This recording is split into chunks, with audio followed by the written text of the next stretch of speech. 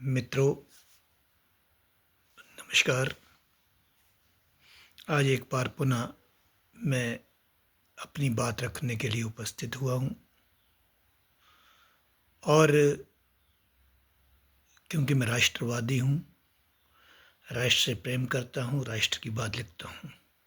इस कारण कई कूटनीतिक लोग, राजनीतिक लोग या ऐसे विचारों वाले जो सिर्फ एक तरफा निर्णय करते हैं, वो मेरी बात का गलत मतलब लेते हैं। मैं लगभग किसी पार्टी के साथ खड़ा नहीं हूँ और देश से प्रेम करता हूँ। एक यूट्यूब चैनल भी मैंने बना रखा है @देश प्रेम विद प्रदीप, जिसमें मैं अपनी बातें कहता हूँ। मेरी कोई लड़ाई कांग्रेस के साथ नहीं, अन्य दलों के साथ नहीं, ना ही मैं बीजेपी को बहुत ज़्यादा महत्व देता हूँ। लेकिन आज के परिप्रेक्ष्य में जब परिस्थितियाँ ऐसी होती है, जब सत्ता में बीजेपी और उसके सहयोगी दल है, तो निश्चित तौर पर राष्ट्र प्रेमी का एक फ़र्ज़ बनता है राष्ट्र के साथ खड़ा होना। राष्ट्र अच्छा काम कर रहा है। मोदी जी, क्योंकि मोदी जी को मैं बहुत मानता हूँ, उनकी नीतियों को मानता हूँ और उनके विचारों को मानता हूँ। साथ ही साथ मैं ये भी मानता हूँ कि मोदी जी जो भी काम करेंगे वो देश के लिए करेंगे। देश से बढ़कर उनके लिए कोई नहीं है, क्योंकि मैं स्वयं अपने आप को भी महसूस करता हूँ कि हम जब तक अपने अंतरात्मा में झांक कर देखते हैं तो महसूस होता है कि हमारा प्रेम अपने परिवार के प्रति, अपने गांव के प्रति, अपने क्षेत्र के प्रति, अपने राज्य के प्रति, अपने देश के प्रति है कि नहीं, ये स्टार्टिंग पता लग जाती है। तो मेरा ये मानना है कि जो व्यक्ति अपने परिवार, अपने राज्य, अपने राष्ट्र से प्रेम करता है, वो सच्चा राष्ट्रवादी है। तो मोदी जी में मुझे यही गुण नज़र आते हैं।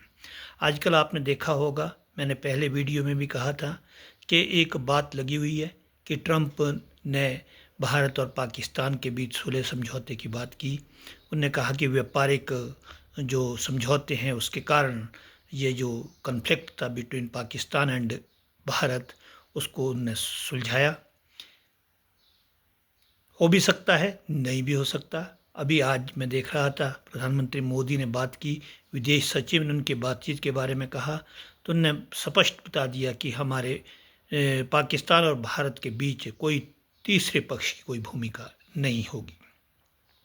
जहाँ तक ट्रंप की बात है, आज देखिए विश्व क्या क्या कर रहा है। यूक्रेन और रूस युद्ध चल रहा है। इजराइल और मध्य एशिया में इजराइल पहले हमास के साथ यानी लेबनान में, और फ़िलिस्तीन में, और हिजबुल्लाह हो गए फ़िलिस्तीन में, हमास हो गए, ये जो आपका फ़िलिस्तीन है, लेबनान में हिजबुल्लाह हो गए। आपके आजकल ईरान के साथ बड़ा विवाद चला हुआ है, बहुत ज़्यादा युद्ध चले हुए हैं। ऐसे युद्ध भारत पाकिस्तान के बीच हुए। अमेरिका स्टार्टिंग से यही काम करता रहा है। अमेरिका अपने हथियार बेचना चाहता है, वो व्यापारी देश है, और इस कारण विश्व में जो है इस तरह की बातें होती रहती है, लड़ाइयाँ चलती रहेगी, उनके हथियार बिकते रहेंगे। अब इजराइल के पीछे किसकी सपोर्ट है ये सब जानते हैं। आज अभी G7 का जो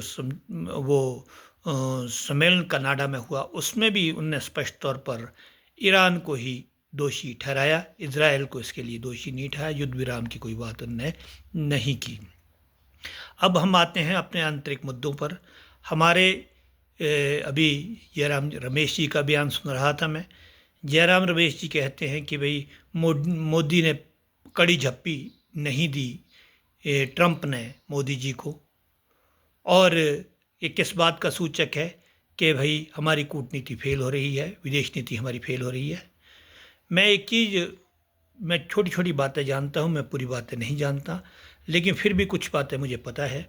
आप देखते हैं कि शीत युद्ध के बाद जब 1945 में जब द्वितीय विश्व युद्ध समाप्त हो गया, विश्व शीत युद्ध की कगार में आ गया। शीत युद्ध में एक गुट सोवियत संघ का बना, दूसरा गुट अमेरिका का बना। अमेरिका गुट जो था पूंजीवादी था, और जो सोवियत संघ समर्थित थे वो समाजवादी देश थे। और भारत, जवाहरलाल नेहरू जी ने अच्छा नया हम पंचशील के सिद्धांत पर चले। महात्मा गांधी के अहिंसात्मक नीति का हमने समर्थन किया, गांधीवादी नीति पर हम चले और आज भी हमारा देश उसी पर कायम रहता है। हमने गुटनिरपेक्ष आंदोलन का समर्थन दिया, लेकिन आप जानते हैं 5 वीटो देश है, आपके अमेरिका, ब्रिटेन, आपके फ्रांस, आपके चीन और रूस, ये 5 देश है। अब कोई भी प्रस्ताव सिक्योरिटी काउंसिल में जब जाता है, अगर जनरल असेंबली में भी जाता है यूएनओ की, अगर कोई देश वीटो कर ले तो वो निरस्त हो जाता है। हमें कई बार ज़रूरत पड़ी और ऐसे समय में हमारा समर्थन किसने किया? हमारा समर्थन हमेशा सोवियत संघ ने किया, रूस ने किया। इस कारण स्वाभाविक हमारा साथी रूस है। और जहाँ तक आप जानते हैं, शीत युद्ध के दौरान पाकिस्तान हमेशा अमेरिका के साथ रहा, अमेरिका का स्वाभाविक मित्र है। और भारत की भी एक नीति रही है, अमेरिका से ज़्यादा संबंध कांग्रेस गवर्नमेंट के टाइम में नहीं बनाएंगे। यात्राएं हुई, सब कुछ हुआ, लेकिन हमारा झुकाव सोवियत संघ की तरफ रहा। अब ऐसे समय में जब एक युद्ध का वातावरण बनता है तो कोई भी देश अपने स्वाभाविक जो साझेदार है उसकी तरफ देखता है, और अमेरिका भी इस कारण जो है पाकिस्तान की तरफ उसका थोड़ा सा पॉजिटिव सकारात्मक नज़रिया है। भारत के प्रधानमंत्री मोदी ने बहुत प्रयास किया है, क्योंकि भारत एक उभरती हुई अर्थव्यवस्था है, भारत का बाज़ार बहुत बड़ा है, बाज़ार पर सबकी नज़र है, और यहाँ के जितने भी आर्थिक हित है वो पैसे के साथ जुड़े हुए, हमें निवेश की आवश्यकता है। ऐसे में अमेरिका और यूरोपियन जो पैसे वाले देश हैं उनकी तरफ हमारी नज़र रहती है। बहुत कोशिश हुई, मोदी जी ने अमेरिका का साथ लेने की बहुत कोशिश की, लेकिन आप सभी जानते हैं कूटनीति क्या होती है, राष्ट्रनीति क्या होती है। राष्ट्रनीति के लिए हमें कई बार कई तरह की बातें करनी पड़ती है। इस कारण जो है भारत पाकिस्तान रूस की तरफ को भी उतना ही भारत का एक प्रकार से झुकाव रहा। अब युद्ध चल रहा है, हम तेल वहाँ से खरीद रहे हैं, अमेरिका किसी तरह से उसको बर्दाश्त नहीं कर पा रहा है, क्योंकि जितना पैसा तेल से उसकी तरफ जा रहा है उसी से वो हथियार बना रहा है, उसके सैंक्शन लगी हुई है, लेकिन इसके बावजूद भी उसके पास धन आ रहा है। तो अमेरिका निश्चित तौर पर हमारे ज़्यादा फेवर में नहीं होगा। लेकिन दुर्भाग्य किस बात का है? दुर्भाग्य इस बात का है कि हमारा सबसे बड़ा विपक्षी दल कांग्रेस सरकार के साथ विदेश नीति में भी खड़ा नहीं है। विदेश नीति में जब तक विपक्ष और पक्ष दोनों खड़े नहीं होंगे, देश की किरकिरी विदेशों में होगी, और जो कांग्रेस पार्टी की बातें हैं उनका मजाक, उनके कारण भारत का मजाक विदेशों में उड़ाया जाता है। मैं ये मानता हूँ अपने देश में विरोधी दल का काम क्या होता है? विरोधी दल का काम अपने जो मुद्दे होते हैं, अपने आंतरिक मुद्दे होते हैं, उनका विरोध करना होता है। ये करते भी हैं, अच्छी बात है, अभी युद्ध में साथ में मिला, लेकिन विदेश नीति में हमें जो है एक ऐसा संबंध बनाने होंगे जिससे देश जो है उन्नति की पथ पर जा सकता है, ताकत प्राप्त कर सकता है। आप तो जानते होंगे जब तक ताकत है तब तक ही सबकी वैल्यू है। अगर भारत के पास सही तौर पर जो है हथियार रहेंगे, ताकतवर वेपन रहेंगे, आपके आर्थिक रूप से हम ताकतवर होते जाएंगे, विश्व के सभी लोग हमारी तरफ देखेंगे। लेकिन एक बात आपको भी देखनी होगी कि भाई जैसे जैसे कोई भी देश तरक्की करता है उसके विरोधी बहुत खड़े हो जाते हैं। जब तक वो गरीब है उसकी तरफ दया दिखाते हैं, जैसा व्यक्ति के साथ होता है। कोई व्यक्ति सीधा साधा व्यक्ति जो गरीबी में जी रहा है उसकी तरफ लोगों की सहानुभूति होती है। जैसे ही वो व्यक्ति धन कमाने लगता है, बढ़ने लगता है, वैसे जो है उसकी विरोधियों की संख्या बढ़ने लगती है, और निरर्थक बातों में लोग उसको उलझाने का प्रयास करते हैं, बदनाम करने का प्रयास करते हैं। अपने खास व्यक्ति जो है बदनामी के लिए आगे आते हैं। वैसे ही जब भारत तरक्की कर रहा है तो ऐसे समय में विदेशियों की जो कि जिन पर भारत की निर्भरता थी, जिनके लिए भारत आज निर्यात कर रहा है, वो जो है हमारे थोड़े विरोधी हो जाते हैं। तो मेरा मानना है कि मुख्य विपक्षी दल को विदेश नीति में, रक्षा नीति में तो सरकार का साथ देना ही चाहिए। बाकी आंतरिक मामलों में अपने संसद के मंच पर, कहीं के मंच पर आप विरोध कर सकते हैं, लेकिन विदेशी मंच पर और विदेश नीति के बारे में एक साथ खड़े होने की ज़रूरत है। अब कांग्रेस की बात जहाँ तक मैं करना चाहूँगा, कांग्रेस से मेरी कोई ऐसी विरोध नहीं है। मैं इंदिरा गांधी का समर्थक रहा हूँ, श्रीमती इंदिरा गांधी की नीतियों का समर्थक रहा हूँ, राजीव गांधी जी की नीतियों का समर्थक रहा हूँ, यहाँ तक पीवी नरसिम्हा राव जी की नीतियों का समर्थक रहा हूँ, जिनने मनमोहन सिंह जैसे योग्य व्यक्ति को वित्त मंत्री बनाया।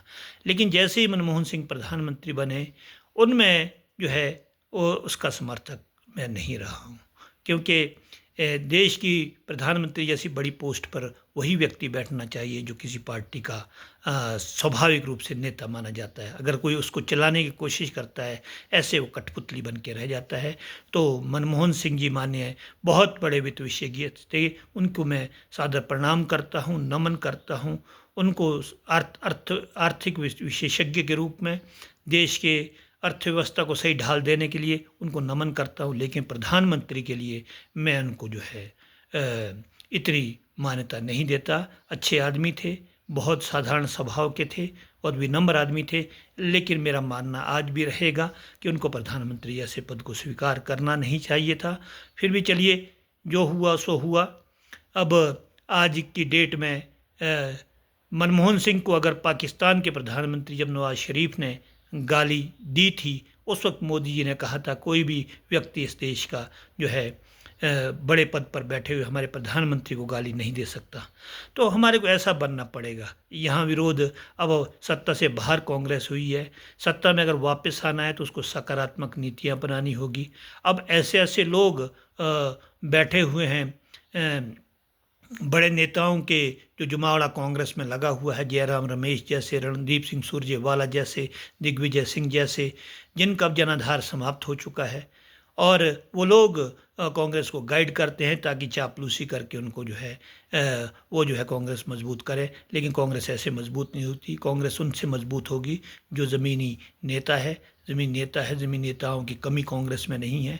उनको ज़मीन नेताओं के साथ खड़ा होना होगा और देश के प्रधानमंत्री के हाथ को मजबूत करना होगा। तभी ये देश ताकत के पथ पर, उन्नति के पथ पर अग्रसर होगा। और कांग्रेस की सकारात्मक नीति की वजह से ही दोबारा सत्ता में कांग्रेस की वापसी होगी, ऐसा मेरा मानना है। मोदी जी बहुत अच्छा काम कर रहे हैं, ऐसा ही अच्छा काम विश्व का दूसरा नेता भी करेगा, ये मेरी ऐसी उम्मीद है। राष्ट्र प्रथम है, राष्ट्र के बाद सब कुछ है। हमें ताकत प्राप्त करनी है। अभी मैं डाटा देख रहा था कि हमारा निर्यात जो है हज़ारों करोड़, बहुत ज़्यादा निर्यात हम अस्त्र शस्त्र का कर रहे हैं, ब्रह्मोस मिसाइलों का हम निर्यात कर रहे हैं। बहुत सारे कंट्री को हमारे साजो सामान जा रहे हैं रक्षा में, जो कि ये आयातक देश था आज निर्यातक देश बनकर उभरा है। ऐसा मैं समझता हूँ हम और ज़्यादा अच्छे हथियार बनाएं और ज़्यादा अच्छे अच्छे काम करें, जिसके कारण विश्व में हमारा नाम चमके। तो जितने भी बड़े दल है, कांग्रेस ही बड़ा दल है।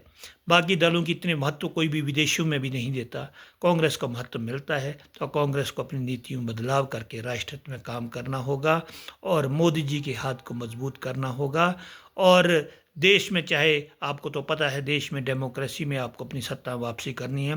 देश में आप कोई भी विरोध करो, लेकिन रक्षा और विदेश नीति में बारे में आप साथ खड़े रहें, ऐसा मेरा मानना है। मैं अंत में यही कहूँगा, ये मेरा वीडियो जो मैं जो आपको वीडियो अपना डालता हूँ, ये मेरे अपने विचार होते हैं। इन विचारों के द्वारा मैं अपनी बात रखने में कोशिश करता हूँ। अगर किसी को बुरा लगता है तो कृपया मेरा वीडियो सुने ज़रूर, लेकिन ये भी कोशिश करें कि भाई क्या सुधार इसमें हो सकता है। मेरी बातों में ऐसा भी हो सकता है कि मैं गलत बोलता हूँ, लेकिन मुझे विश्वास है राष्ट्र के प्रति मेरे प्रेम को, राष्ट्र के प्रति मेरी भावनाओं को मेरे चाहने वाले जो भी है वो जानेंगे और ये समझेंगे हमारा राष्ट्र ही सर्वोपरि है। पार्टी, मुझे किसी पार्टी ने आज तक कुछ भी नहीं दिया, किसी पार्टी से कुछ नहीं मिला, ना मेरा परिवार चला है, ना कुछ और हुआ है। तो इसलिए मैं किसी के फेवर या बाद में बात क्यों करूँगा। मैं अपने प्रदेश के बारे में, हित के बारे में बात करता हूँ और राष्ट्र के हित के बारे बात करता हूँ। यही मेरा उद्देश्य है। आगे भी मैं इन्हीं पर बात करता रहूँगा। ज़्यादा ना कहता हुआ आप मेरा यूट्यूब चैनल भी देखें @राष्ट्र प्रेम प्रदीप। आपका बहुत बहुत धन्यवाद। नमस्कार।